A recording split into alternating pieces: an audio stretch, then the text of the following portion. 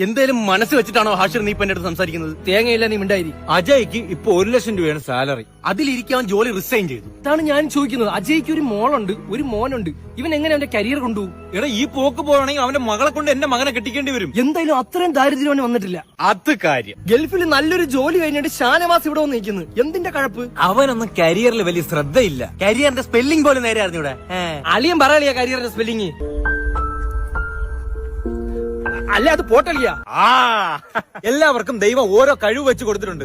എല്ലാം കൂടെ അങ്ങ് ഉരുട്ടി കൊടുക്കാൻ പറ്റും ദൈവത്തിന്. അത് പതിയെ പതിയെ കരിയർ ബിൽഡ് ചെയ്തെടുക്കണം. നമ്മളെ കരിയർ എന്താണ്? കരിയർ എന്ന് പറയുമ്പോ അത് പിന്നെ കരിയർ എന്നൊക്കെ പറയുമ്പോ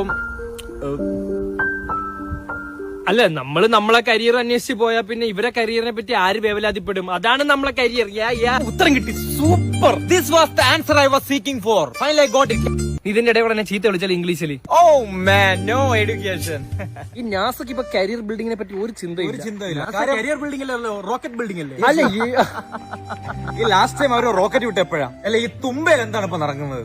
ഒന്നുമില്ല, വീട്ടിൽ പോടെ.